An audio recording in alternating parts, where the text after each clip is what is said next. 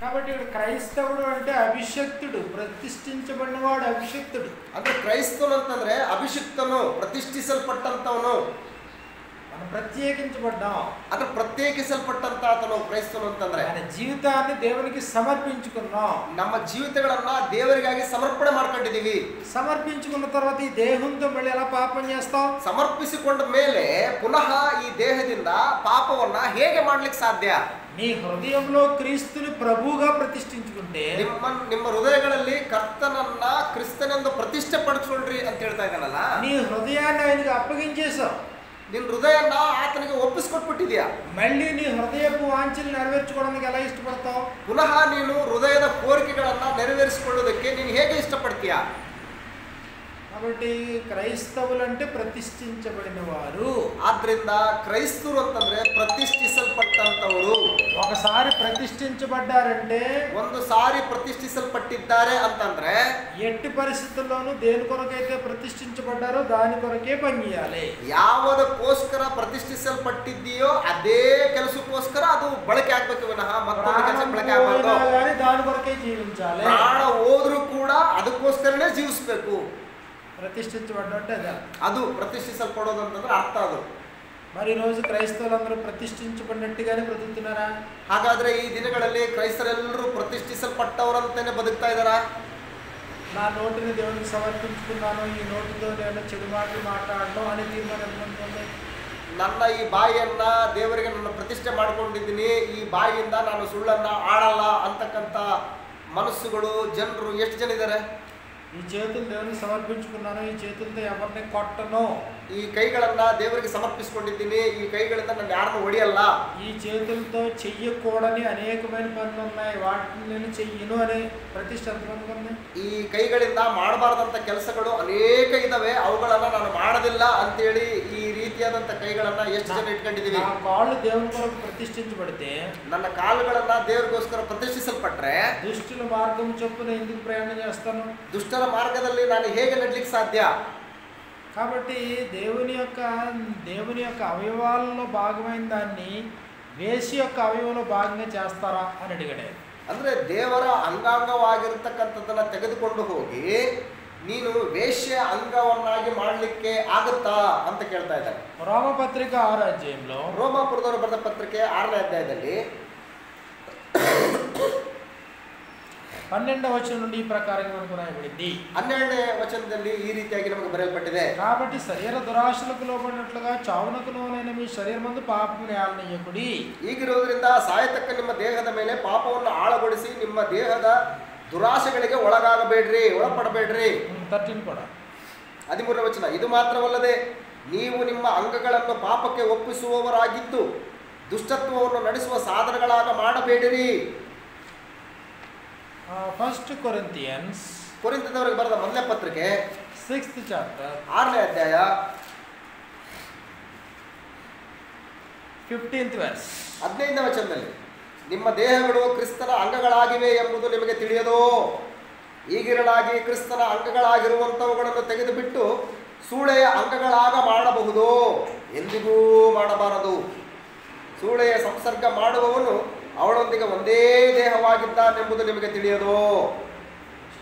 19th ವರೆಗೆ ಇದೆ. ಗಂಡ ಹೆಂಡರಿಬ್ಬರು ಒಂದೇ ಶರೀರವಾಗಿರುವರೆಂದು ದೇವರು ಹೇಳುತ್ತಾನಲ್ಲ. ಕರ್ತನ ಸಂಸರ್ಗದಲ್ಲಿರುವವನಾದರೂ ಆತನೊಂದಿಗೆ ಒಂದೇ ಆತ್ಮವಾಗಿದ್ದಾನೆ. ಜಾರತ್ವಕ್ಕೆ ದೂರವಾಗಿ ಓಡಿ ಹೋಗಿರಿ. ಮನುಷ್ಯರು ಮಾಡುವ ಇತರ ಪಾಪಕೃತ್ಯಗಳು ದೇಹಕ್ಕೆ ಹೊರಗಾಗಿವೆ, ಆದರೆ ಜಾರತ್ವ ಮಾಡುವವನು ತನ್ನ ದೇಹಕ್ಕೆ ಹಾನಿಕರವಾದ ಪಾಪವನ್ನು ಮಾಡುತ್ತಾನೆ. ದೇವರಿಂದ ದೊರಕಿ ನಿಮ್ಮೊಳಗೆ ನೆಲೆಗೊಂಡಿರುವ ಪವಿತ್ರಾತ್ಮನಿಗೆ ನಿಮ್ಮ ದೇಹವು ಗರ್ಭಗುಡಿಯಾಗಿದೆ ಎಂಬುದು ನಿಮಗೆ ತಿಳಿಯದೋ? ನೀವು ನಿಮ್ಮ ಸ್ವಂತ ಸೊತ್ತಲ್ಲ, ನೀವು ಕ್ರಯಕ್ಕೆ ಕೊಳ್ಳಲ್ಪಟ್ಟವರು. ಆದ ಕಾರಣ ನಿಮ್ಮ ದೇಹದಲ್ಲಿ ದೇವರ ಪ್ರಭಾವವನ್ನು ಪ್ರಕಾಶಪಡಿಸಿರಿ. కాబట్టి నువ్వు ప్రతిష్ఠించబడిన వాడివి అనే సంగతిని మర్చిపోవద్దు. ಆದ್ದರಿಂದ ನೀನು ಪ್ರತಿಷ್ಠಿಸಲ್ಪಟ್ಟವನು ಎಂಬ ಸಂಗತಿಯನ್ನು ನೀನು ಮರಿಬಾರದು. ఇక్కడ మొదటి ప్రశ్నలో, ಇಲ್ಲಿ ಮೊದಲನೇ ಪ್ರಶ್ನೆಯಲ್ಲಿ ఇక్కడ మనం చూసినప్పుడు ఆమె యొక్క ప్రేయర్ఫుల్ యాటిట్యూడ్ ఎలాంటిది, ಆಕೆಯ ಅನ್ನಳ ಪ್ರೇಯರ್ಫುಲ್ ಆಟಿಟ್ಯೂಡ್ ಹೇಗಿದೆ? కాబట్టి అక్కడ మనం మొట్టమొదటిగా 1వ అధ్యాయము 10, 11, 12 వచనాలు మనం చూసాం.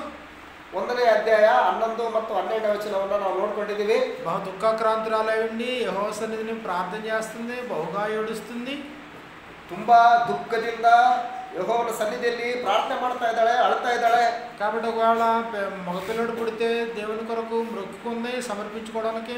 ಒಂದು ವೇಳೆ ಗಂಡು ಮಗನ ಏನಾದರೂ ಹುಟ್ಟಿದ್ರೆ ದೇವರಿಗೋಸ್ಕರ ನಾನು ಪ್ರತಿಷ್ಠಿಸ್ತೀನಿ, ಸಮರ್ಪಿಸ್ತೀನಿ ಅಂತ ಹೇಳಿ ಒಪ್ಕೊಂಡಿದ್ದಾಳೆ. ఇదంతా కూడా తన హృదయంలోనే మాట్లాడుకుంటాం తప్ప పేదాలతో కూడా లిప్ మూమెంట్ లేదు. ಅಂದ್ರೆ ಇವೆಲ್ಲವೂ ಹೃದಯದಲ್ಲೇ ಮಾತಾಡ್ತಾ ಇದ್ದಾಳೆ ಹೊರತಾಗಿ ಆಕೆ ತುಟಿಗಳಿಂದ ಆಚೆ ಬರ್ತಾ ಇಲ್ಲ ಅದು. కాబట్టి 24వ వచనంలో 1:24లో 1ನೇ ಅಧ್ಯಾಯ 24ನೇ ವಚನದಲ್ಲಿ పాలు మాన్పించిన తర్వాత అతను ఇంకా చిన్నవాడై ఉండగానే ఆ బాలుని ఎత్తుకొని ಅಂದ್ರೆ ಆ ಮೊಲೆ ಹಾಲನ್ನ ಬಿಡುವ ತನಕ ಹಣ್ಣಳ ಮನೆಯಲ್ಲೇ ಇದ್ದ ಅವನನ್ನು ಸಾಕಿದಳು. అంటే ఎంత వయసు ఉండొచ్చు బహుశా? ಎಷ್ಟು ವಯಸ್ಸಿರ್ಬೋದು ಅವಾಗ ಹಾಲು ಬಿಡುವಾಗ? ఎత్తుకొని అన్నది అంటే ఎత్తుకొని ಅಂದ್ರೆ ಕೈಯಲ್ಲಿ ಎತ್ಕೊಂಡು ಅಂತ ಹೇಳ್ತಾಳೆ. ಅಂದ್ರೆ ಎತ್ಕೊಳ್ಳೋಷ್ಟು ఎత్తుకుంది అంటే నడుస్తున్నాడా, ఎత్తుకునే పరిస్థితిలో ఉన్నాడా? ಅಂದ್ರೆ ನಡೀತಾ ಇದ್ದಾನ, ಎತ್ಕೊಳ್ಳುವಂತ ಪರಿಸ್ಥಿತಿಯಲ್ಲಿ ಇದ್ದಾನ.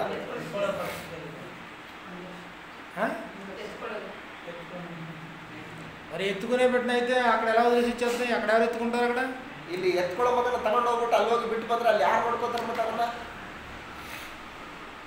బిడ్డ అక్కడ విడిచిపెట్టేసింది కదా, మగున్న ಅಲ್ಲಿ ಬಿಟ್ಬಿಟ್ಟು ಬಂದ್ಬಿಟ್ಲಲ್ಲ. అంటే బిడ్డ నడుస్తూనే ఉన్నాడు కానీ ಮಗ ನಡೀತಾನೆ ಇದ್ದಾನೆ, ಆದ್ರೆ తల్లి ఎత్తుకుంటానే ಅಂದ್ರೆ ತಾಯಿ ಪ್ರೀತಿಯಿಂದ ಎತ್ಕೊತಾ ಇದ್ದಾಳೆ. నడవగలడు, ನಡೆಯಬಲ್ಲ. అంటే నడిచి ఇంకా ఒళ్ళో సంకలో ఉండే ఆ పరిస్థితి, ఆ వయసు మాట. ಅಂದ್ರೆ ನಡೀತಾ ಇದ್ದಾನೆ, ತಾಯಿ ಕಂಕಳಲ್ಲಿ ಕೂಡ ಇರ್ತಾ ಇದ್ದಾನೆ, ತಾಯಿ ಎತ್ಕೊಳ್ತಾ ಇದ್ದಾಳೆ, ಆ ಒಂದು ಪರಿಸ್ಥಿತಿಯಲ್ಲಿ ಇದ್ದಾನೆ ಅಂತ ಅರ್ಥ. ಸಮಯ అంటే వయసు అర్థమైందా? ఇంచుమించుగా అప్రాక్సిమేట్లీ ಆ ವಯಸ್ಸು ಹತ್ರ ಹೆಚ್ಚು ಕಡಿಮೆ ಅರ್ಥ ಆಯ್ತಾ? Maybe 2 or 3 or 5 what ever it may be. అయితే 2, 3, 4, 5 పరిస్థితి ఉంది. అవసరమైతే కింద దింపితే అటు ఇటు నడుస్తాడు. ಅಂದ್ರೆ ಎತ್ಕೊಳ್ತಾ ಇದ್ದಾಳೆ, ಕೆಳಗೆ ಬಿಟ್ರೆ ಆ ಕಡೆ ಓಡಾಡ್ತಾ ಇದ್ದಾಳೆ, ಮತ್ತೆ ಎತ್ಕೊಳ್ತಾ ಇದ್ದಾಳೆ. అదే సమయంలో పాలు విడిచిన టైం అన్నాడు. ಅದೇ ಸಮಯವನ್ನ ತಾಯಿಯ ಎದೆಯ ಹಾಲನ್ನು ಬಿಟ್ಟಂತ ಸಮಯ ಅಂತ ಕರೀತಾರೆ ಅದಕ್ಕೆ. అంటే ఇక్కడ మూడు సిమ్టమ్స్ మనకు కనబడుతున్నాయి. ಇಲ್ಲಿ 3 ಸಿಂಪ್ಟಮ್ಸ್ ಗಳು ನಮಗೆ ಕಾಣ್ತವೆ. ఒకటే పాలు విడిచిన వయసు, 1 ಹಾಲು ಬಿಟ್ಟಂತ ವಯಸ್ಸು, 2 తల్లి ఎత్తుకునే వయసు, 2ನೇದ್ದು ತಾಯಿ ಕಂಕಳಲ್ಲಿ ಎತ್ಕೊಳ್ಳುವಂತ ವಯಸ್ಸು, 3 ಚಂಟಿಬಿಡ್ಡ ನಡಿಚే వయసు, 3ನೇದ್ದು ಆ ಹಸು ಮಗು ನಡೆದಾಡುವಂತಹ ವಯಸ್ಸು. చిన్న పిల్లడే, బాలుడే, ಚಿಕ್ಕ ಮಗುನೇ, ಇನ್ನು ಬಾಲಕನೇ. కాబట్టి అప్పుడు 28వ వచనంలో 28ನೇ ವಚನದಲ್ಲಿ 27, 28 27, 28ನೇ ವಚನ, 1 ಸಮುವೇಲ 1ನೇ ಅಧ್ಯಾಯ 27, 28.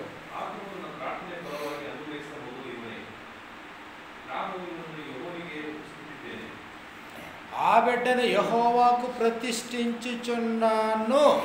ಇವನು ಜೀವದಿಂದಿರುವ ತನಕ ಆತನಿಗೆ ಪ್ರತಿಷ್ಠಿತನಾಗಿರುವನು. ತಾನು ಬ್ರతుಕು దినములన్నిటను ಜೀವದಿಂದಿರುವ ತನಕ వాడు యెహోవాకు ప్రతిష్ఠితుడు. ಅವನು ಯೆಹೋವನಿಗೆ ಪ್ರತಿಷ್ಠಿತನಾಗಿರುವನು. ఏంటి దాని అర్థం? ಏನಿದ್ರ ಅರ್ಥ?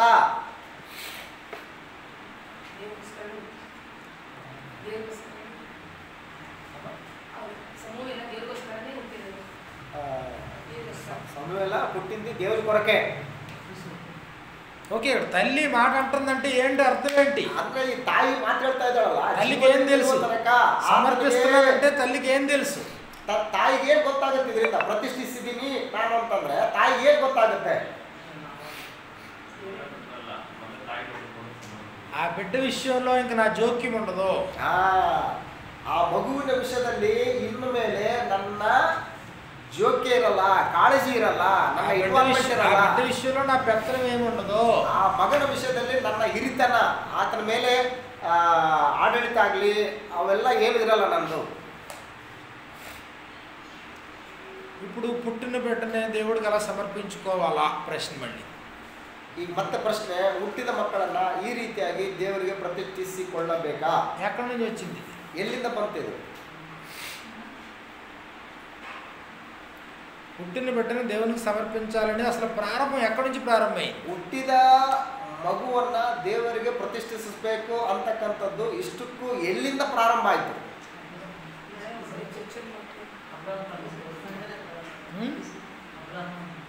అబ్రహాము, ಇಸಾಕನಿ ದೇವರಿಗೆ ಪ್ರತಿಷ್ಠಿಂಚಾಡ. ಅರ್ಪಿಸಿದ್ದು ಬೇರೆ, ಪ್ರತಿಷ್ಠಿಸಿದ್ದು ಬೇರೆ.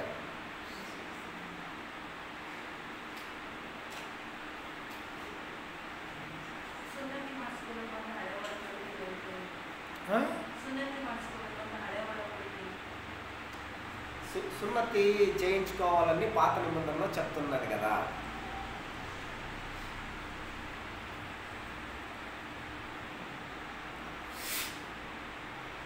అంటే ఇక్కడ హన్నా చేసినటువంటి ఈ పని దీనికి మూలమేంటి?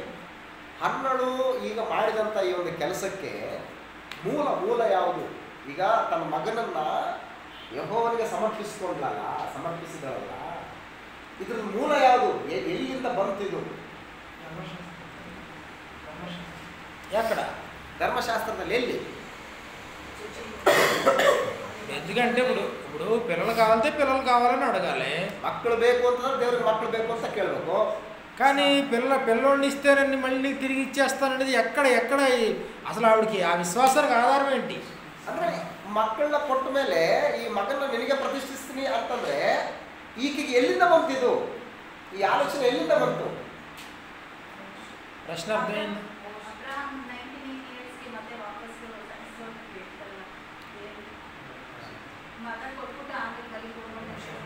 ಅದು ಸಮರ್ಪಿಸುವುದು ಬೇರೆ, ಪ್ರತಿಷ್ಠಿಸೋದು ಬೇರೆ. ಅದು ಸಮರ್ಪಣೆ ಮಾಡೋದು, ಪ್ರತಿಷ್ಠಿಸೋದು ಬೇರೆ.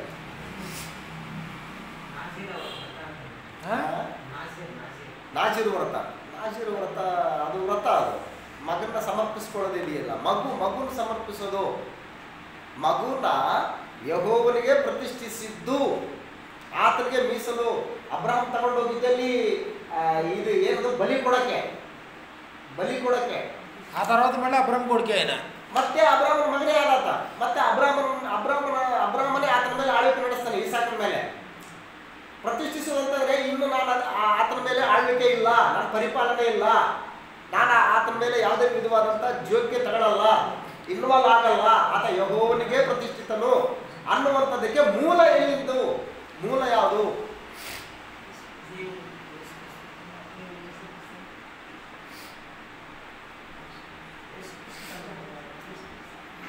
ఆయన చెప్పాడు సైలెంట్గా ఉన్నాడు. ఆయన అయ్యగారు సైలెంట్ అయిపోయాడు. ಅವರು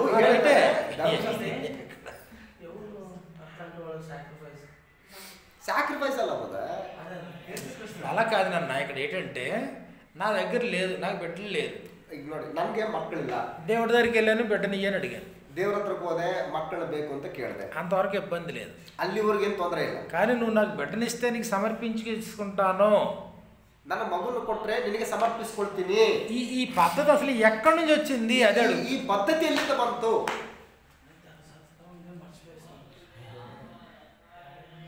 మర్చిపోయి నిజమే, నేను చెప్తూ హూ అంటాం.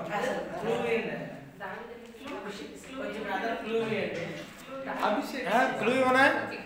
ಮಗು ಹುಟ್ಟಿದ್ರೆ ఓకే, క్లూ ఇస్తున్నాను. ದೊಡ್ಡವನಲ್ಲ, ಮಗು ಹುಟ್ಟಿದ್ಮೇಲೆ ಮಗು ಇಲ್ಲ ನನಗೆ, అವಾಗ ಅದು ఎಲ್ಲಿಂದ ಬಂತು? Okay, clue. ఎందుకంటే ఇందులో మనం ఉన్నాం. క్లూ చెప్తున్నాను చూడండి. యాకోబు రాసిన పత్రిక 1వ అధ్యాయము. యాకోబు బರೆದ పత్రిಕೆ 1ನೇ ಅಧ್ಯಾಯ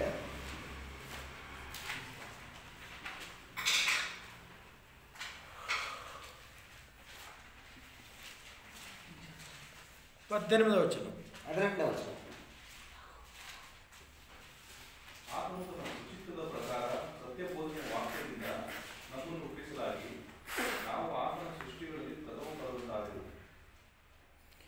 ఆయన తాను సృష్టించిన వాటిలో మనము ప్రథమ ఫలముగా ఉండునట్లు.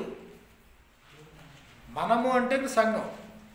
ಇಲ್ಲಿ ನಾವು ಅಂತಂದ್ರೆ ಸಭೆ. మనము ప్రథమ ఫలముగా ఉండినట్లు సత్యవాక్యం వలన ఆయన తన సంకల్ప ప్రకారం మనలను కనెను. ತನ್ನ ಸಂಕಲ್ಪದ ಪ್ರಕಾರ, ತನ್ನ ಚಿತ್ತದ ಪ್ರಕಾರ ಸತ್ಯ ಬೋಧನೆ ವಾಕ್ಯದಿಂದ ನಮ್ಮನ್ನ ಹುಟ್ಟಿಸಿದಾನೆ. ఇక్కడ హెబ్రీయులకు రాసిన పత్రిక 12వ అధ్యాయంలో, ಇಲ್ಲಿ ఇబ్రియలు బರೆದ పత్రిಕೆ 12ನೇ ಅಧ್ಯಾಯದಲ್ಲಿ జ్యేష్ఠుల సంఘమునకును అన్నాడు. ಇಲ್ಲಿ ಚೊಚ್ಚಲ ಮಕ್ಕಳ ಸಭೆಗೂ ಅಂತ ಹೇಳ್ತಾರೆ. ఎన్నో వచ్చిన అన్నది చదువు. 12:23 12:23.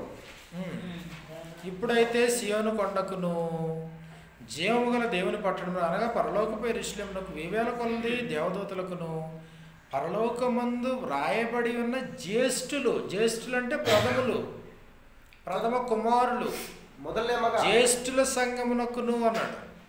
ಚೊಚ್ಚಲ ಮಕ್ಕಳ ಸಭೆಗೂ ಅಂತ ಹೇಳ್ತಾ ಇದ್ದಾರೆ. అంటే ఇప్పుడు జ్యేష్ఠాన్ని ఇవ్వాలి దేవునికి అనేది ఎక్కడుంది? ಚೊಚ್ಚಲ ಮಕ್ಕಳನ್ನ ದೇವರು ಕೊಡಬೇಕನ್ನೋದು ಎಲ್ಲಿ ಇದೆ? ఎక్కడ స్టార్టింగ్ మూలం ఎక్కడ? ಎಲ್ಲಿ ಸ್ಟಾರ್ಟಿಂಗ್ ಎಲ್ಲಿ? ఇప్పుడు హన్నాకు పుట్టిన ప్రథమ సంతానమే కదా. ಈಗ ಸಮುವೇಲ ಹುಟ್ಟಿದ್ದು ಹನ್ನಾಳಿಗೆ ಮೊದಲನೇ ಸಂತಾನ ತಾನೆ, ಚೊಚ್ಚಲ ಮಗ ತಾನೆ. ఆ తర్వాత మళ్ళీ బిడ్డలు పుట్టారా? హన్నాకి పుట్టలేదా? ಹನ್ನಾಳಿಗೆ ಮತ್ತೆ ಮಕ್ಕಳು ಹುಟ್ಟಿದ್ರೋ ಇಲ್ವೋ? ಆಮೇಲೆ పుట్టారు, ఇంకా పిల్లలు పుట్టారు, ಮತ್ತೆ ಮಕ್ಕಳು ಹುಟ್ಟಿದ್ದಾರೆ. మరి వాళ్ళందరిని ఇచ్చిందా? ಅವರೆಲ್ಲರೂ ಕೊಟ್ಲ ದೇವರಿಗೆ? ಇಲ್ಲ, ఇవ్వలేదు. మొట్టమొదటి వాడిని ఇచ్చింది. ಮೊದಲನೇದಾಗಿ ಚೊಚ್ಚಲ ಮಗನನ್ನ ದೇವರಿಗೆ ಸಮರ್ಪಿಸಿದ್ಲು.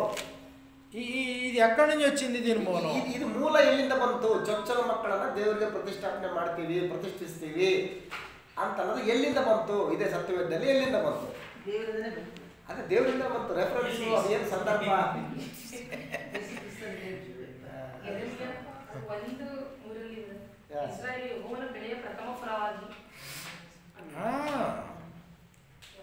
S, 1 Samuel 2:21. 1ನೇ ಸಮುವೇಲ 1 Samuel 2:21. 2ನೇ ಅಧ್ಯಾಯ 21. ఆఫ్టర్ శామ్యూల్ యెహోవా హన్నాను దర్శింపగా ఆమె గర్భవతి 3 కుమారులను 2 కుమార్తెలను కనెను. ಯೆಹೋವನು ಕಟಾಕ್ಷಿಸಿದ್ದರಿಂದ ಹನ್ನಳಿಗೆ 3 ಮಂದಿ ಗಂಡು ಮಕ್ಕಳು 2 ಹೆಣ್ಣು ಮಕ್ಕಳಾದರು. ఈ 3 కుమారుల్ని ఇచ్చిందా? ಈ 3 ಮಕ್ಕಳನ್ನ ಕೊಟ್ರ ಹನ್ನಳು ಹೋಗಿ కూతుర్లు సమర్పించిందా? ಹೆಣ್ಮಕ್ಕಳನ್ನ ಸಮರ್ಪಿಸಿಲ್ಲ, కానీ ప్రథమ ఫలాన్నే సమర్పించింది. ಆದ್ರೆ ಚೊಚ್ಚಲ ಮಗನನ್ನೇ ಸಮರ್ಪಿಸಿದ್ದಾಳೆ. దీనికి బ్యాక్గ్రౌండ్ ఏంటి? ఆమె విశ్వాసానికి ఆధారం ఏంటి? ఇది బ్యాక్గ్రౌండ్ ಏನು? ఆಕೆ ನಂಬಿಕೆಗೆ ಆಧಾರ ಏನು? దానికి ఇప్పటికీ సంబంధం, మనకి జీవితానికి సంబంధం ఏంటి? ಈಗ ಅದಕ್ಕೂ ನಮ್ಮ ಜೀವಿತಕ್ಕೂ ಏನು ಸಂಬಂಧ? ఆ ప్రశ్న రాయడం మర్చిపోయింది. ಅದು ಪ್ರಶ್ನೆ ಬರೆಯೋದನ್ನ ನಾನು ಮರ್ತುಬಿಟ್ಟಿದ್ದೀನಿ. అద్భుతమైన ప్రశ్న ఏంటి అది? ಅದು ಅದ್ಭುತವಾದಂಥ ಪ್ರಶ್ನೆ ಅದು. నిర్గమకాండ, ವಿಮೋಚನಕಾಂಡ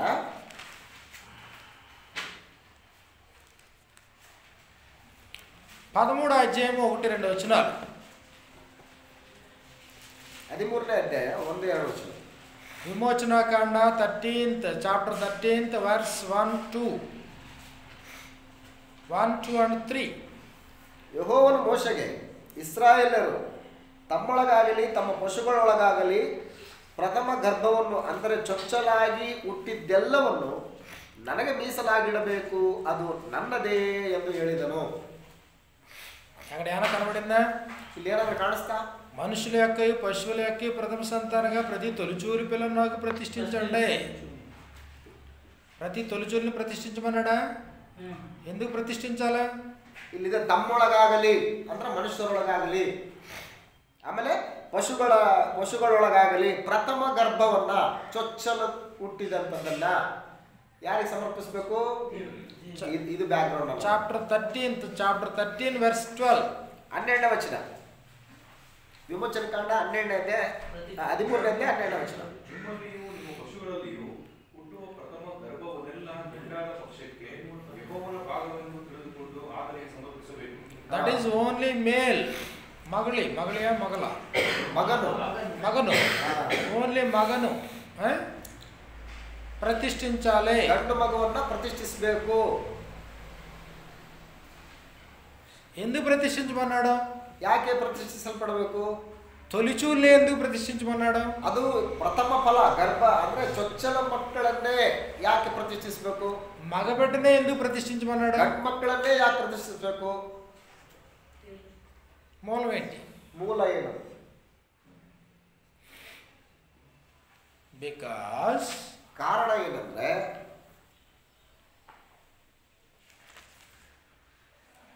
ఐగుప్తులో ఉన్న ప్రతి తొలిచూల్ని దేవుడు హతం చేశాడు. ಐಗುಪ್ತ ದೇಶದಲ್ಲಿರ್ತಕ್ಕಂಥ ಎಲ್ಲಾ ಚೊಚ್ಚಲ ಗಂಡು ಮಕ್ಕಳನ್ನ ಏನ್ ಮಾಡಿದನಲ್ಲಿ ಸಾಯಿಸಾಕಿದ್ದಾರೆ. Chapter 12 verse 29. ವಿಮೋಚನ ಕಾಂಡ 12ನೇ ಅಧ್ಯಾಯ 21ನೇ ವಚನ. Chapter 12 verse 29. 29. అర్ధరాత్రి వేళ జరిగినది ఏమనగా, సింహాసనం మీద కూర్చున్న ఫరో మొదలుకొని చెరసాలలో ఉన్న ఖైదీ యొక్క తొలిపిల్ల వరకు ఐగుప్తు దేశమందలి తొలిపిల్లలను అందరినీ, పశువుల తొలిపిల్లలన్నిటినీ యెహోవా హతము చేసెను. మరి ఇశ్రాయేలుకి చేశాడా? ಇಸ್ರಾಯೇಲರನ್ನ ಪ್ರಥಮ ಫಲನ ಗಂಡು ಮಕ್ಕಳನ್ನ ಹತ ಮಾಡಿದನ? ఇశ్రాయేలుకి చేయలేదు. ಇಸ್ರಾಯೇಲರನ್ನಲ್ಲ. కాబట్టి దీన్ని పస్కా బలి అన్నాడు. ಇದನ್ನ ಪಸ್ಕಾ ಬಲಿ ಅಂತ ಕರೆದಿದ್ದಾರೆ. 12 chapter verse 11 and 12. 12ನೇ ಅಧ್ಯಾಯ 11 ಮತ್ತು 12ನೇ ವಚನ. 12వ అధ్యాయము 11, 12. 11, 12. చదవండారైనా. ಆ ಭೋಜನವನ್ನು ಮಾಡಬೇಕಾದ ಕ್ರಮ ಹೇಗೆಂದರೆ, ನೀವು ನಡುವನ್ನು ಕಟ್ಟಿ ಕೆರವನ್ನು ಮೆಟ್ಟಿಕೊಂಡು ಕೋಲು ಹಿಡಿದು ತ್ವರೆಯಾಗಿ ಮಾಡಬೇಕು. ಇದು ಯೆಹೋವನಿಗೆ ಆಚರಿಸಿದ ಪಸ್ಕಾ ಭೋಜನ. ಆ ರಾತ್ರಿ ನಾನು ಐಗುಪ್ತ ದೇಶದ ನಡುವೆ ಹಾದು ಹೋಗಿ ಮನುಷ್ಯರಾಗಲಿ ಪಶುಗಳಾಗಲಿ ಚೊಚ್ಚಲಾಗಿರುವುದನ್ನೆಲ್ಲ ಸಂಹರಿಸುವನು. ಐಗುಪ್ತ ದೇಶದ ಸಮಸ್ತ ದೇವತೆಗಳಿಗೂ ಶಿಕ್ಷೆ ಮಾಡುವನು. ಆಗ ಯೆಹೋವನು. 11వ అధ్యాయము 5, 6 వచనాల్లో. 11ನೇ ಅಧ್ಯಾಯ ವಿಮೋಚನ ಕಾಂಡ 11ನೇ ಅಧ್ಯಾಯ 5, 6ನೇ ವಚನದಲ್ಲಿ. 11వ అధ్యాయం 5, 6 వచనాలు. అప్పుడు సింహాసనం మీద కూర్చున్న ఫరో తొలిపిల్ల మొదలుకొని తిరగలి విసురు దాని తొలిపిల్ల వరకు, అంటే ఫ్రమ్ హైయెస్ట్ టు లోయెస్ట్, ಅಂದ್ರೆ ಉನ್ನತ ప్రతి తొలిపిల్ల ఐగుప్తు దేశమందలి తొలిపిల్లలందరూ చచ్చెదరు. జంతువులలో తొలిపిల్లన్ని చచ్చినప్పుడు ఐగుప్తు దేశం మహాఘోష పుట్టును. అట్టి ఘోష అంతకు ముందు పుట్టలేదు, అట్టిది ఇక మీదట పుట్టదు. ಅಂತ ಹೋರಾಟ ಈವರೆಗೆ ಎಂದೂ ಆಗಿಲ್ಲ, ಮುಂದೆಯೂ ಕೂಡ ಆಗೋದಿಲ್ಲ ಅಂತ ಹೇಳ್ತಾರೆ. కాబట్టి వాళ్ళ తొలిచూలంతా చనిపోయారు కదా. అదే ఐగుప్తులో ఇశ్రాయేలీలు ఉన్నారు. ಅದೇ ಐಗುಪ್ತ ದೇಶದಲ್ಲಿ ಇಸ್ರಾಯೇಲರು ಕೂಡ ಇದ್ದಾರೆ. ಅವಾಗ మరి ఇశ్రాయేలు తొలిచూలు చచ్చిపోయారా? ಇಸ್ರಾಯೇಲರ ಚೊಚ್ಚಲ ಮಕ್ಕಳು ಸತ್ತೋದ್ರ? వాస్తవానికి ఐగుప్తులో ఉన్న ఐగుప్తీయులు తొలిపిల్లలు చచ్చిపోయినప్పుడు ఇశ్రాయేలు తొలిపిల్లలు కూడా చచ్చిపోవాలి కదా. ವಾಸ್ತವಿಕವಾಗಿ ಐಗುಪ್ತ ದೇಶದಲ್ಲಿರ್ತಕ್ಕಂಥ ಐಗುಪ್ತರ ಚೊಚ್ಚಲ ಮಕ್ಕಳು ಸತ್ತೋದ್ರೆ ಇಸ್ರಾಯೇಲ್ ಚೊಚ್ಚಲ ಮಕ್ಕಳು ಕೂಡ ಏನ್ ಮಾಡ್ಬೇಕಾಗಿತ್ತು? ಸತ್ತೋಗ್ಬೇಕಾಗಿತ್ತು. నీ ఇంటి పక్కన ఉన్న ఐగుప్తీయులు ఇంట్లో ఉన్న తొలిపిల్ల చచ్చిపోయింది. ನಿನ್ ಮನೆ ಪಕ್ಕದಲ್ಲಿರ್ತಕ್ಕಂಥ ಐಗುಪ್ತನ ಒಬ್ಬ ಚೊಚ್ಚಲ ಮಗ ಸತ್ತೋಗಿದ್ದಾನೆ. నీ ఇంట్లో ఉన్న తొలిచూలు చచ్చిపోలేదు. ನಿನ್ನ ಮನೆಯಲ್ಲಿ ಇರ್ತಕ್ಕಂಥ ಚೊಚ್ಚಲ ಮಗ ಸತ್ತೋಗಿಲ್ಲ. అందుకని దేవుడు ఏమన్నాడంటే, ಅದಕ್ಕೆ ದೇವ್ರು ಏನ್ ಹೇಳಿದಾನಂದ್ರೆ, వాళ్ళతో పాటు నీ తొలిపిల్ల కూడా చచ్చిపోయి ఉండాలి కదా. ಅವರೊಟ್ಟಿಗೆ ನಿನ್ನ ಚೊಚ್ಚಲ ಮಗನು ಕೂಡ ಸತ್ತಿರ್ಬೇಕಲ್ವಾ? కానీ నేను కాపాడుకున్నాను కదా. ಆದ್ರಿಂದ ನಾನು ಕಾಪಾಡ್ಕೊಂಡಿದ್ದೇನಲ್ವಾ? కాబట్టి బ్రతుకున్న ఆ తొలిబిడ్డను తీసుకొచ్చి నాకు సమర్పించు అన్నాడు. ಆ ಬದುಕಿದಂತಹ ಚೊಚ್ಚಲ ಮಗನನ್ನ ತಗೊಂಡ್ಬಂದು ನನಗೆ ಸಮರ್ಪಿಸು, నాకు ఇచ్చేసేయ్, ನನಗೆ కొట్టుಬಿಡು అంటే ఇప్పుడు ఇశ్రాయేల్ అందరూ ఏం చేయాలి? ఇప్పుడు ಇಸ್ರಾಯೇಲ್ರೆಲ್ಲರೂ ಏನ್ ಮಾಡ್ಬೇಕು? ಇವಾಗ తమ తొలిచూలు పుట్టిన ప్రతిదీ దేవునికి సమర్పించాలి, ప్రతిష్ఠించాలి. ಚೊಚ್ಚಲಾಗಿ ಹುಟ್ಟಿದಂತಹ ಎಲ್ಲವನ್ನು ಕೂಡ ಯೆಹೋವನಿಗೆ ಸಮರ್ಪಿಸಬೇಕು. అర్థమైందా? ಅರ್ಥ ಆಯ್ತಾ? అంటే ఇప్పుడు వాళ్ళు అలా సమర్పిస్తున్నారంటే వాళ్ళకి ఏం జ్ఞాపకం వస్తుంది? వాళ్ళకి ಆ ರೀತಿ ಅವ್ರು ಸಮರ್ಪಿಸ್ತಾ ಇದಾರೆ ಅಂತಂದ್ರೆ ಅವ್ರಿಗೆ ಏನ್ ನೆನಪು ಬರ್ತಾ ಇದೆ?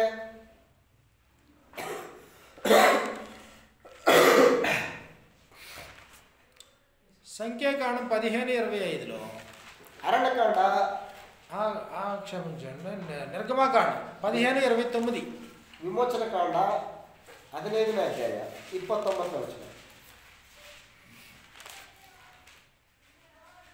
29 లేదు కదా. లేదు.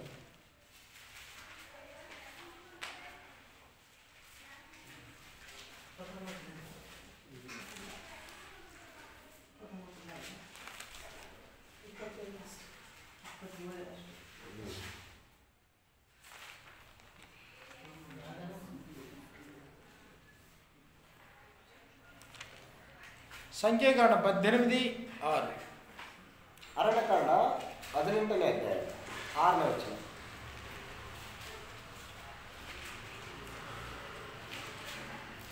ಇಗೋ, ನಾನು ಇಸ್ರಾಯೇಲರ ಒಳಗಿಂದ ನಿನ್ನ ಸೋದರವರಾದ ಲೇವಿಯರನ್ನು ತೆಗೆದುಕೊಂಡಿದ್ದೇನೆ. ಅವರು ಯೆಹೋವನಿಗೆ ಸಮರ್ಪಿಸಲ್ಪಟ್ಟ ಕಾಣಿಕೆಯಂತೆ ನಿನ್ನ ವಶದಲ್ಲಿಯೇ ಇದ್ದಾರೆ. ಅವರೇ ದೇವದರ್ಶನ ಪರಿಚರ್ಯವನ್ನು ಮಾಡಬೇಕು.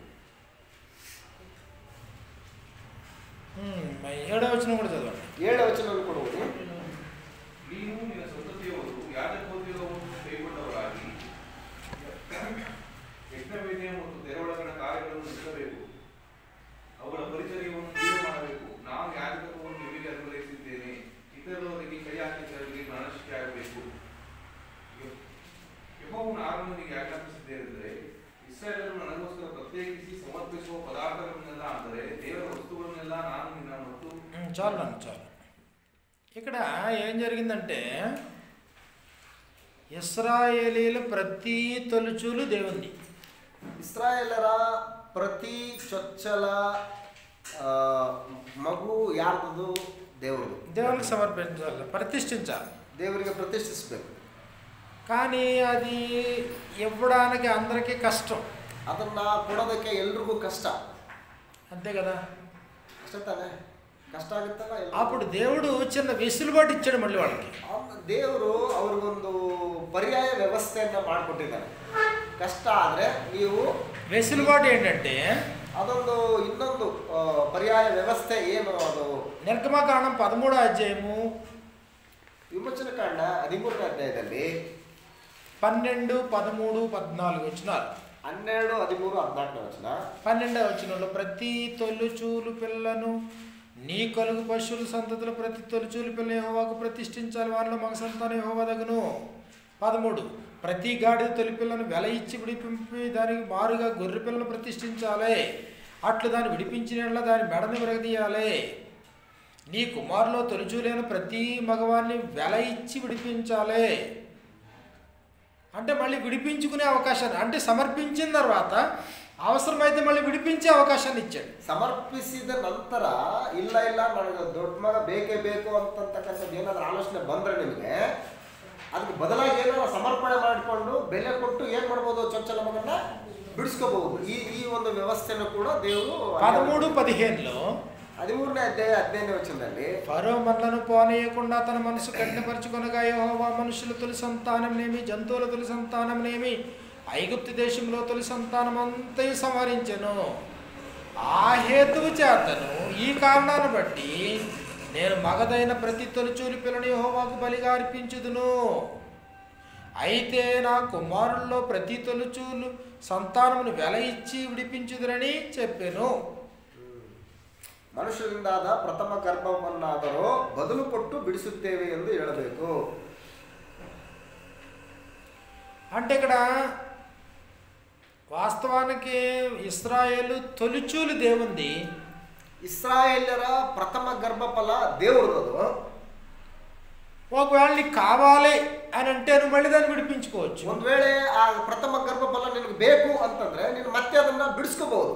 అంటే దానికి బదులుగా మేక పిల్లలు కానీ గొర్రె పిల్లలు కానీ, పేదవారైతే పౌర పిల్లలు కానీ తీసుకెళ్ళి సమర్పించి బిడ్డను విడిపించుకోవాలి. ಅದಕ್ಕೆ ಆ ಪ್ರಥಮ ಗರ್ಭಫಲಕ್ಕೆ ಬದಲಾಗಿ ಪಾರಿವಾಳನ್ನೋ ಅಥವಾ ಕುರಿನೋ ಅಥವಾ ಆಡನ್ನೋ ಕೊಟ್ಟುಬಿಟ್ಟು ಏನು ಮಾಡ್ಬೇಕಂದ್ರೆ ಆ ಮಗನನ್ನ ಬಿಡಿಸ್ಕೋಬೇಕು.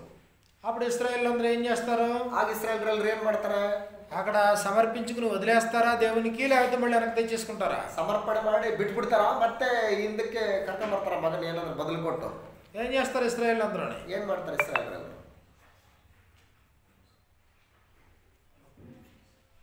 దేవునికి మగపిల్లోని వదిలేస్తారా, లేకపోతే మళ్ళీ విడిపించి తెచ్చేసుకుంటారా? ದೇವರಿಗೆ ಗಂಡು ಮಕ್ಕಳನ್ನ ಬಿಟ್ಬಿಟ್ಟು ಬಂದ್ಬಿಡ್ತಾರ ಅಥವಾ ಬದಲು ಕೊಟ್ಟು ಬಿಡಿಸ್ಕೊಂಡ್ ಬರ್ತಾರ? వదిలేస్తారా, తెచ్చేసుకుంటారు.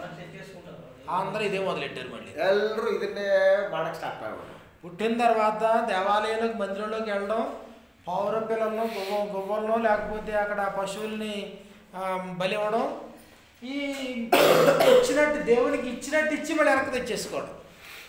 ಅಂದ್ರೆ ಹುಟ್ಟಿದ ಪ್ರಥಮ ಗಂಡು ಮಗುವನ್ನ ದೇವರಿಗೆ ಕೊಟ್ಟಂಗ ಮಾಡಿ ಬದಲು ಕೊಟ್ಟು ಮತ್ತೆ ಏನ್ ಮಾಡ್ಬೋದು ಅಂದ್ರೆ ಬಿಡಿಸ್ಕೊಂಬಾರ. ಬರೀ ಇದೇ ಆಗೋಯ್ತಲ್ಲ, ಇದನ್ನೇ ಮಾಡ್ತಾ ಇದ್ರು. అర్థమవుతుందని చెప్పింది. ಅರ್ಥ ಆಯ್ತಲ್ಲ? దేవుడు అప్పుడు మళ్ళీ గమనించాడు. ದೇವರು ಮತ್ತೆ ಇದನ್ನ ಗಮನಿಸಿ, ఇప్పుడు నా పని కొరకేమో మనుషుల్ని తొలిచూల్ని ప్రతిష్ఠించమంటే, ನನ್ನ ಸೇವೆಗೋಸ್ಕರ ಮನುಷ್ಯರ ಪ್ರಥಮ ಗರ್ಭವನ್ನ ನನಗಾಗಿ ಸಮರ್ಪಿಸ್ರಿ ಅಂತಂದ್ರೆ మీరు ఇచ్చినట్టు ఇచ్చి మళ్ళీ తీసుకుపోతున్నారు. ಕೊಟ್ಟಂಗ ಮಾಡಿ ಮತ್ತೆ ಬದಲು ಕೊಟ್ಟು ಏನ್ ಮಾಡ್ತಾ ಇದ್ರಿ? బిడిచుకొని ಹೋಗ್ತಾ ಇದ್ರಿ. కాబట్టి ఇప్పుడు తీసుకుపోతున్న వాళ్ళకి ప్రతినిధులుగా నేను ఒక గోత్రాన్ని ఎంచుకుంటున్నాను అన్నాడు ఆయన. ಅಂದ್ರೆ ನೀವು ವಾಪಸ್ ಕರ್ಕೊಂಡು ಹೋಗ್ತಿದ್ದೀರಲ್ಲ, ಅವರಿಗೆ ಬದಲಾಗಿ ಆ ಕೆಲಸಕ್ಕೆ ಒಂದು ಗೋತ್ರನ ನಾನು ಪ್ರತಿಷ್ಠೆ ಮಾಡ್ಕೊತೀನಿ. ఏ గోత్రం అది? ಯಾವ ಗೋತ್ರ ಅದು? లేవి గోత్రం. ಲೇವಿ ಗೋತ್ರ ಅಂತ ಪ್ರತಿಷ್ಠೆ ಮಾಡ್ಕೊತಾರೆ ಸೇವೆಗೋಸ್ಕರ. అందుకనే లేవి గోత్రం మిగిలిన గోత్రాలకు ప్రత్యేకం. ಅದಕ್ಕೆ ಲೇವಿ ಗೋತ್ರ ಉಳಿದೆಲ್ಲ ಗೋತ್ರಗಳಿಗಿಂತ ಒಂದು ಸಪರೇಟ್ ಪ್ರತ್ಯೇಕವಾದಂತ ಗೋತ್ರ. లేవి గోత్రం అంటే దేవుని ప్రజలు. ಲೇವಿ ಗೋತ್ರ ಅಂತಂದ್ರೆ ದೇವರ ಜನರವರು, దేవునికి ఆహారం పెట్టేవారు, దేవునికి ఆహారం పెట్టేవారు, నైవేద్యం సమర్పించేవారు, ದೇವರಿಗೆ ನೈವೇದ್ಯ ಸಮರ್ಪಿಸುವಂತವರವರು, దేవాలయ సంబంధమైన కార్యక్రమాలు చేసేవారు, ದೇವಾಲಯ ಸಂಬಂಧವಾದಂತ ಕಾರ್ಯಕ್ರಮಗಳನ್ನು ಮಾಡ್ತಕ್ಕಂಥವರು, పరిశుద్ధ అతి పరిశుద్ధ స్థలములో పనిచేసే పరిచర్య చేసేవారు, ಪರಿಶುದ್ಧ ಮತ್ತು ಅತಿ ಪರಿಶುದ್ಧ ಸ್ಥಳಗಳಲ್ಲಿ ಸೇವೆ ಮಾಡ್ತಕ್ಕಂಥವ್ರು ಅವರು. అవునా? ಹೌದಲ್ಲ? ఇప్పుడు ఈ లేవి గోత్రాన్ని ఏర్పాటు చేయడానికి మూలం ఏంటి? ఈ లేవి గోత్రదವನ್ನ ఏర్పాటు ಮಾಡೋದಕ್ಕೆ ಕಾರಣ ಏನು ಮುಖ್ಯವಾದ್ದು? ఎందుకు ఏర్పాటు చేయాల్సి వచ్చింది? ಯಾಕೆ ಇದನ್ನು ಮಾಡಬೇಕಾಗಿ ಬಂತು? సంఖ్యాకాండం 18:6లో, ಅರಣ್ಯಕಾಂಡ 18ನೇ ಅಧ್ಯಾಯ 6ನೇ ವಚನದಲ್ಲಿ, సంఖ్యాకాండం 18:6, ఇదిగో నేను ఇశ్రాయేలు మధ్య నుండి లేవీయులైన మీ సహోదరులను తీసుకొని ఉన్నాను. మీ తొలి సంతానాన్ని మీరు మళ్ళీ వెనక్కి తీసుకుపోతున్నారు కాబట్టి మీ ఇశ్రాయేలీలో ఒక గోత్రాన్ని సెపరేట్ చేసుకున్నాను అన్నాడు. ನಿಮ್ಮ ಪ್ರಥಮ ಗರ್ಭಫಲವನ್ನ ನೀವು ಬದಲು ಕೊಟ್ಟು ಬಿಡಿಸ್ಕೊಂಡು ಹಿಂದಕ್ಕೆ ಹೋಗ್ತಾ ಇರೋದ್ರಿಂದ ప్రత్యక్షపు గుడారం యొక్క సేవ చేయుటకు వారు యెహోవా వలన మీకు అనుగ్రహించబడి ఉన్నారు. ಇಗೋ ನಾನು ಇಸ್ರಾಯೇಲರೊಳಗಿಂದ ನಿನ್ನ ಕುಲದವರಾದ ಲೇವಿಯರನ್ನು ತೆಗೆದುಕೊಂಡಿದ್ದೇನೆ. అప్పుడు 7వ వచనంలో ఏం చెప్పాడంటే దయచేతనే యాజకత్వపు సేవ వారికి ఇచ్చాను అన్నాడు. ಅಂದ್ರೆ ಈ ಒಂದು సేవೆಯನ್ನ దయಯಿಂದ కొట్టిದ್ದೀನಿ ಅವರಿಗೆ. 16వ అధ్యాయం 40వ వచనంలో, 16ನೇ ಅಧ್ಯಾಯ 40ನೇ ವಚನದಲ್ಲಿ, 30-40 వచనాలు, 16ನೇ ಅಧ್ಯಾಯ 30ರಿಂದ 40ನೇ ವಚನ, ఆ లేవి కుమారుడు ముని మనవడు ఇలా పట్టండి. అప్పుడు అహరోను సంతాన సంబంధి కానీ అన్యుడు ఎవడును యెహోవా సన్నిధిని ధూపం వేయకూడదు. ಆರೋನನ ಸಂತತಿಯವರಲ್ಲದ ಇತರರಲ್ಲಿ ಯಾರು ಯೆಹೋವನ ಸನ್ನಿಧಿಗೆ ಬಂದು ಧೂಪವನ್ನು ಸಮರ್ಪಿಸಬಾರದು. నిర్గమాకాండం 28వ అధ్యాయంలో, ವಿಮೋಚನ ಕಾಂಡ 28ನೇ ಅಧ್ಯಾಯ, నిర్గమాకాండం 28వ అధ్యాయం 1వ వచనం, మొదటి వచనం, నిర్గమ 28:1, ವಿಮೋಚನ ಕಾಂಡ 28:1, నాకు యాజకత్వం చేయుటకై నీ సహోదరుడైన అహరోను అతని కుమారులు అనగా అహరోను కుమారుడు నాదాబు అబీహులను ఎలియాజరు ఈతామాను ఇశ్రాయేలు నుండి నీ యొద్దకు పిలిపింపుము. 3వ వచనం, అహరోను నాకు యాజకుడు అయినట్లు అతన్ని నీవు ప్రతిష్ఠించుదువు. కాబట్టి దేవుడు లేవి గోత్రాన్ని, ఒక గోత్రాన్ని దేవుని పని కొరకు ఆయన సెపరేట్ చేసుకున్నాడు. ಒಂದು ಗೋತ್ರನ, ಲೇವಿ ಗೋತ್ರನ ತನ್ನ ಸೇವೆಗೋಸ್ಕರ ಪ್ರತ್ಯೇಕಿಸಿಕೊಂಡಿದ್ದಾನೆ. అర్థమైందా పాయింట్ అంతా? ಅರ್ಥ ಆಯ್ತಲ್ಲ ಪಾಯಿಂಟ್? ಇವಾಗ బోరుగా ఉందా? ಬೋರ್ ಇದೆಯಾ?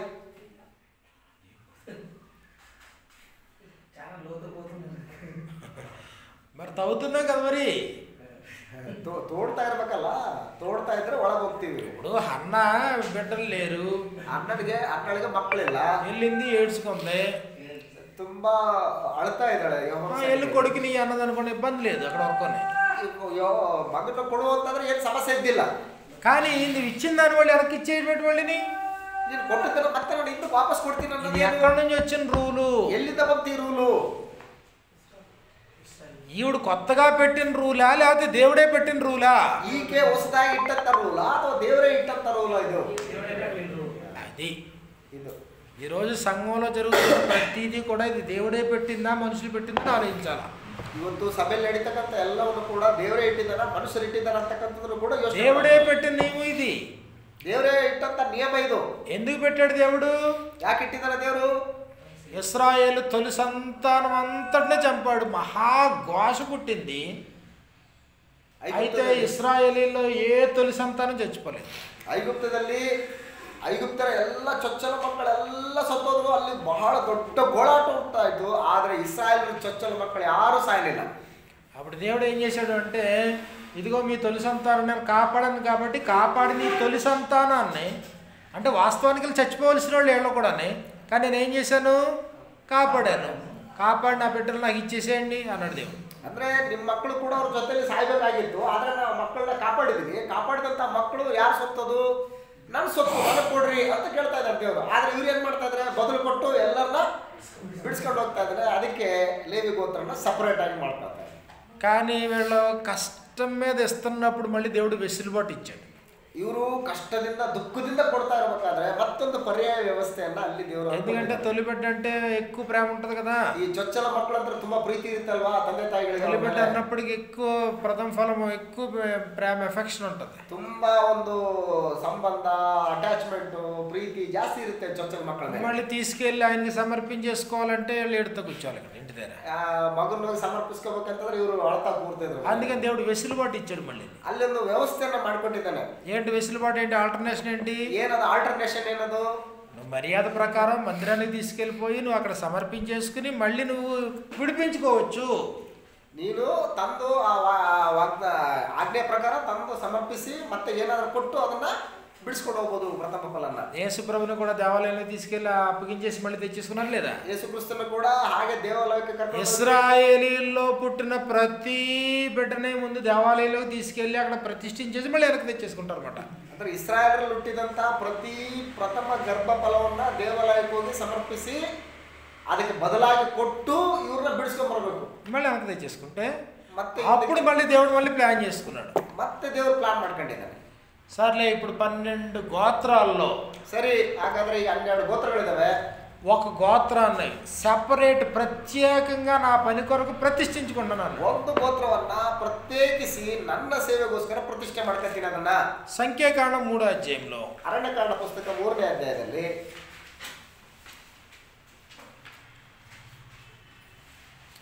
5 నుంచి 10 వచనాలు, 5 ರಿಂದ 10 ವಚನ.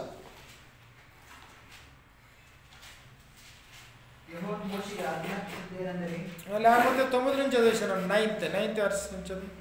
9, 10 ವಚನ. ನೀನು ಲೇವಿಯರನ್ನು ಆರೋನನಿಗೂ ಅವನ ಮಕ್ಕಳಿಗೂ ಒಪ್ಪಿಸಬೇಕು. ಇಸ್ರಾಯೇಲರಲ್ಲಿ ಆರೋನನಿಗೆ ಸಂಪೂರ್ಣವಾಗಿ ವಶ ಮಾಡಲ್ಪಟ್ಟವರು ಇವರೇ. యాజకోద్యోగವನ್ನು ನಡೆಸುವುದಕ್ಕೆ ఆరోననನ್ನು ಅವನ మక్కలను ನೇಮಿಸಬೇಕು. అన్యుడు చేయకూడదు ఆ పనులు, యాజకులే చేయాలి, యాజకులే చేయాలి.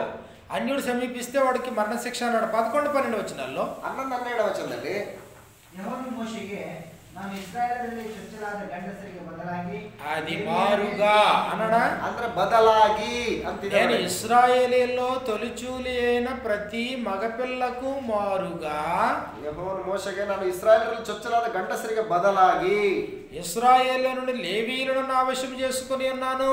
ಲೇವಿಯರನ್ನೇ ತೆಗೆದುಕೊಂಡಿದ್ದೇನೆಂದು ತಿಳಿದುಕೋ. ప్రతి తొలిచూలియు నాది గనుక ಪ್ರತಿ ಚೊಚ್ಚಲಾದವರೆಲ್ಲರೂ ನನ್ನ ಸೊತ್ತಷ್ಟೇ. లేవీయులు నా వారయందురు. ಲೇವಿಯರು ನನ್ನವರಾಗಿರ್ತಾರೆ. ಇವಾಗ రీజన్ ఏంటి? 13వ వచనంలో ಕಾರಣ ಏನು? 13ನೇ ವಚನದಲ್ಲಿ ಹೇಳ್ತಾನೆ, ఐగుప్తు దేశంలో నేను ప్రతి తొలిచూలును సంహరించినాడు. మనుషులు తొలిచూలునేం, పశువులు తొలిచూలునేమి ఇశ్రాయేల్లో అన్నింటినీ నా కొరకు ప్రతిష్ఠించుకుని వారు నా వారయందురు, నేను యెహోవాను. 13వ వచనం. 13ನೇ ವಚನ, ಇಸ್ರಾಯೇಲರ ಚೊಚ್ಚಲಾದವರೆಲ್ಲರೂ ನನ್ನ ಸೊತ್ತಷ್ಟೇ. ಐಗುಪ್ತ ದೇಶದಲ್ಲಿದ್ದ ಚೊಚ್ಚಲಾದದ್ದನ್ನೆಲ್ಲ ನಾನು ಸಂಹಾರ ಮಾಡಿದಾಗ ಇಸ್ರಾಯೇಲರಲ್ಲಿರುವ ಚೊಚ್ಚಲಾದ ಮನುಷ್ಯರನ್ನು ಪಶುಗಳನ್ನು ನನ್ನ ಸ್ವಂತಕ್ಕಾಗಿ ಪ್ರತಿಷ್ಠಿಸಿಕೊಂಡನಲ್ಲ, ಅವರು ನನ್ನವರೇ, ನಾನು ಯೆಹೋವನು ಎಂದು ಹೇಳಿದನು. కాబట్టి ఇప్పుడు దేవునికి ప్రతిష్ఠించబడిన వారు ఎవరు? పాత నిబంధనలో ದೇವರಿಗೆ ಪ್ರತಿಷ್ಠಿಸಲ್ಪಟ್ಟಂತವರು ಹಳೆ ಒಡಂಬಡಿಕೆಯಲ್ಲಿ ಯಾರು? లేవీయులు. ಲೇವಿಯರು. ఓకే, అర్థమైందా? ಅರ್ಥ ಆಯ್ತಾ? కాబట్టి లేవీయులు వివాహాల ఇశ్రాయేలుకి భిన్నంగా ఉండాలి. లేవీయుల ఆచార వ్యవహారాలు భిన్నంగా ఉండాలి. లేవీయులు అన్నప్పుడు ఎవరిని పడితే వాళ్ళని పెళ్లి చేసుకోకూడదు. ಲೇವಿಯರು ಅಂತಂದ್ರೆ ಯಾರು ಬಂದ್ರೆ ಅವ್ರನ್ನ ಮದುವೆ ಮಾಡ್ಕೊಳ್ಳೋದಲ್ಲ. అసలు ఇశ్రాయేలీలే ప్రత్యేకమైన జనాంగం అంటే ಇಸ್ರಾಯೇಲರೇ ಪ್ರತ್ಯೇಕ ಜನಾಂಗ ಅಂತಂದ್ರೆ లేవీయులు అందులో ఇంకా ప్రత్యేకమైన వాళ్ళు. ಅದರೊಳಗೆ ಲೇವಿಯರು ಇನ್ನೂ ಪ್ರತ್ಯೇಕವಾದಂತವ್ರು. అసలు లేవీయులు లెక్కించొద్దు అన్నాడు. ಲೇವಿಯರನ್ನ ಅವರ ಒಂದು ಸಂಖ್ಯೆಯಲ್ಲಿ ಲೆಕ್ಕಿಸ್ಬೇಡ್ರಿ ಅವ್ರನ್ನ ಅಂತ. అసలు ఆ సంఖ్య ఇశ్రాయేల్ సంఖ్యలో వాళ్ళ సంఖ్య ఉండదు. ಆ ಇಸ್ರಾಯೇಲರ ಸಂಖ್ಯೆಯಲ್ಲಿ ಲೇವಿಯರ ಸಂಖ್ಯೆ ಇರಲ್ಲ. సంఖ్యాకాండం 1వ అధ్యాయంలో ಅರಣ್ಯಕಾಂಡ 1ನೇ ಅಧ್ಯಾಯದಲ್ಲಿ 47వ వచనం మనకి ఈ ప్రకారంగా వ్రాయబడింది. 47ನೇ ವಚನ ಈ ರೀತಿಯಾಗಿ ಬರೆಯಲ್ಪಟ್ಟಿದೆ. 147 and 48. 1ನೇ ಅಧ್ಯಾಯ 47, 48. ಆದರೆ ಅವರೊಡನೆ ಲೇವಿ ಕುಲದ ಕುಟುಂಬಗಳು ಲೆಕ್ಕಿಸಲ್ಪಡಲಿಲ್ಲ. ಯಾಕೆಂದರೆ ಯೆಹೋವನ ಮೋಶೆಗೆ ಆಜ್ಞಾಪಿಸಿದ್ದೇನೆಂದರೆ లేవీయులను తమ పితరుల గోత్రములు చొప్పున వారితో పాటు లెక్కింపబడలేదు. There is no count. ಅವರು ಕೌಂಟಿಂಗ್ ಮಾಡಿ యాలేనగా యెహోవా మోషేతో ఇలాగ సెలవిచ్చును, నీవు లేవీ గోత్రమును లెక్కింపకూడదు. ಲೇವಿಯರನ್ನ ನೀವು ಎಣಿಸಬಾರದು. ఎందుకు? ಯಾಕೆ? సాక్ష్యం గుడారానికి సంబంధించిన పని, దేవుని పని, ప్రతిష్ఠించబడిన పని వారికి అప్పగించాను అన్నాడు. ದೇವದರ್ಶನದ ಗುಡಾರದ ಕೆಲಸ ಕಾರ್ಯಗಳನ್ನು ಮಾಡೋದಕ್ಕೋಸ್ಕರ ಅವರನ್ನ ನಾನು ಪ್ರತಿಷ್ಠೆ ಮಾಡಿದ್ದೀನಿ. కాబట్టి లేవీలు లెక్కించారా? ಲೇವಿಯರ್ನ ಲೆಕ್ಕದಲ್ಲಿ ಎಣಿಸಿದಾರ? 6,03,550 మందిలో లేవీలు ఉన్నారా? 6,03,550ರಲ್ಲಿ లేవీలు కాకుండా మిగిలిన సంఖ్య ಅದರಲ್ಲಿ ಸಂಖ್ಯೆಯಲ್ಲಿ ಸೇರಿಲ್ಲ ಇವರು. కాబట్టి ఇప్పుడు లేవీలు వీళ్ళు వెళ్ళిన తర్వాత, కనాన్కి వెళ్ళిన తర్వాత, ಲೇವಿಯರು ಕಾನಾನ್ಗೆ ಹೋದ ಮೇಲೆ కనాన్లో లేవీలకు ఎలాంటి భూభాగం పంచొద్దు అన్నాడు. ಕಾನಾನ್ ದೇಶದಲ್ಲಿ ಲೇವಿಯರಿಗೆ ಯಾವುದೇ ವಿಧವಾದಂಥ ಭೂಭಾಗವನ್ನ ಅವರ ಸ್ವಾಸ್ಥ್ಯಕ್ಕೆ ಕೊಡಬೇಡ. తెలుసా? అది ಗೊತ್ತದು. మిగిలిన అందరికీ భూభాగాలు పంచారు, కానీ ಎಲ್ಲ ಗೋತ್ರಗಳಿಗೆ ಭೂಭಾಗವನ್ನ ಹಂಚಿಕೊಟ್ಟಿದ್ದಾರೆ. లేవీలకు మాత్రం ఎలాంటి భూభాగాన్ని పంచలేదు. ಲೇವಿಯರಿಗೆ ಮಾತ್ರ ಭೂಭಾಗವನ್ನು ಹಂಚಿಕೊಳ್ಳಲಿಲ್ಲ. సంఖ్యాకాండం 33 అధ్యాయంలో, ಅರಣ್ಯಕಾಂಡ 33ನೇ ಅಧ್ಯಾಯ 53, 54 వచనాలు. 53, 54ನೇ ವಚನ. 33 ಅರಣ್ಯಕಾಂಡ 33ನೇ ಅಧ್ಯಾಯ 53, 54ನೇ ವಚನ. ನಾನು ನಿಮಗೆ ಆ ದೇಶವನ್ನು ಸ್ವದೇಶವಾಗುವುದಕ್ಕೆ ಕೊಟ್ಟದ್ದರಿಂದ ನೀವು ಅದನ್ನು ಸ್ವಾಧೀನ ಮಾಡಿಕೊಂಡು ಅದರಲ್ಲಿ ವಾಸಿಸಬೇಕು. ನೀವು ಚೀಟು ಹಾಕಿ ಆ ದೇಶವನ್ನು ನಿಮ್ಮ ಕುಟುಂಬಗಳಿಗೆ ಹಂಚಿಕೊಳ್ಳಬೇಕು. ಹೆಚ್ಚು ಮಂದಿಯುಳ್ಳ ಕುಟುಂಬಕ್ಕೆ ಹೆಚ್ಚಾಗಿಯೂ ಕಡಿಮೆಯಾದ ಕುಟುಂಬಕ್ಕೆ ಕಡಿಮೆಯಾಗಿಯೂ ಸ್ವಾಸ್ಥ್ಯವು ದೊರಕಬೇಕು. ಒಂದೊಂದು ಕುಟುಂಬದ ಚೀಟು ಯಾವ ಸ್ಥಳವನ್ನು ಸೂಚಿಸುವುದೋ ಆ ಸ್ಥಳದಲ್ಲಿಯೇ ಆ ಕುಟುಂಬದ ಸ್ವಾಸ್ಥ್ಯವಿರಬೇಕು. ಒಂದೊಂದು ಕುಲದ ಕುಟುಂಬಗಳು ಒಂದೇ ದೇಶದಲ್ಲಿ ಇರಬೇಕು. స్వాస్థ్యముగా వారికి భూభాగాన్ని ఇవ్వద్దు అని చెప్పాడు. ಭೂಭಾಗವನ್ನ ಅವರಿಗೆ ಸ್ವಾಸ್ಥ್ಯವನ್ನಾಗಿ ಕೊಡಬೇಡಿ ಅಂತ ಹೇಳ್ತಾ ಇದ್ದಾನೆ.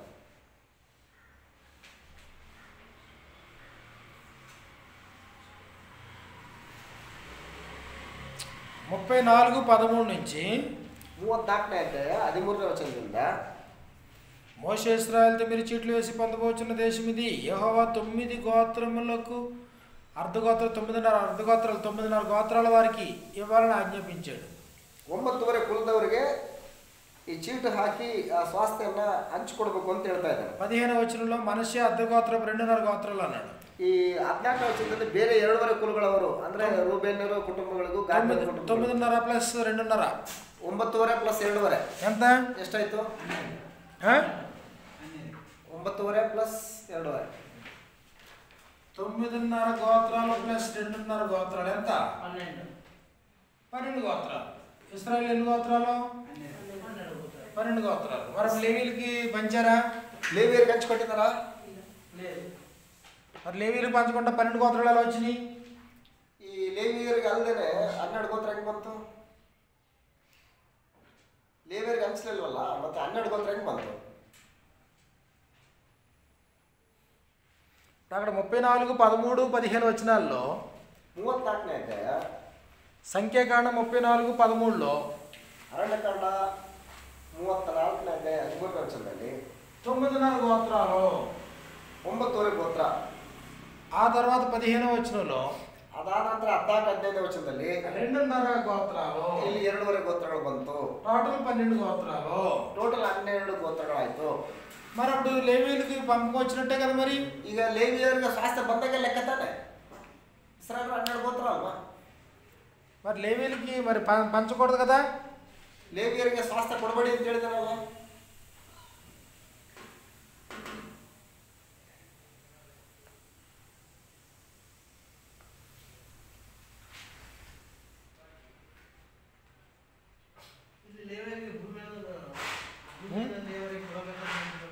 ఏమండి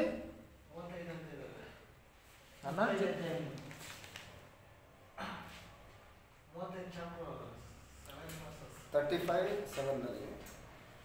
35:7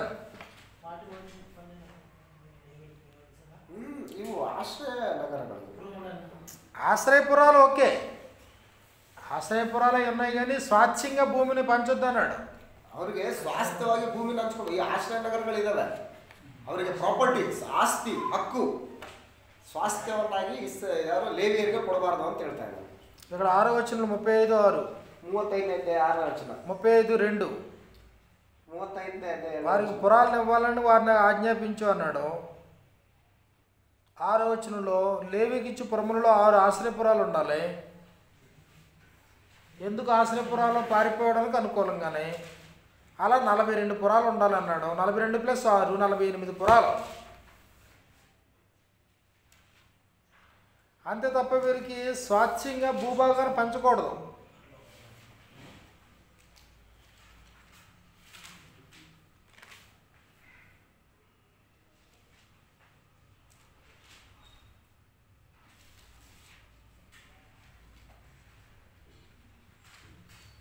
ఓకే, మరి ఇక్కడ నాకు ఈ లెక్క చెప్పాలి. నాకు ఇక్కడ ಇಲ್ಲಿ ಲೆಕ್ಕ ಬರ್ತಾ ಇತ್ತಲ್ಲ 12 ಗೋತ್ರಗಳು ಅಂತೇಳಿ.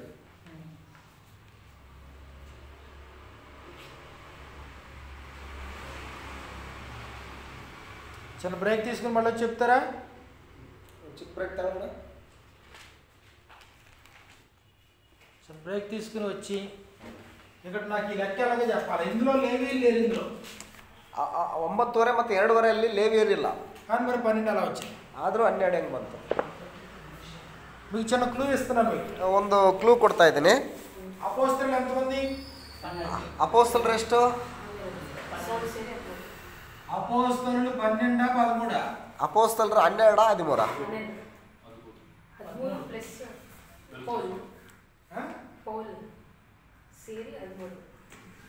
పౌలు చేరి 13. మరి 13 అయ్యారు కదా ఇక్కడ. ಅದು 13 ಆದ್ರಲ್ಲ. మరి అంటే అపోస్తలులు 12 13. ಅಪೋಸ್ತಲರು 12 13. అపోస్తలుల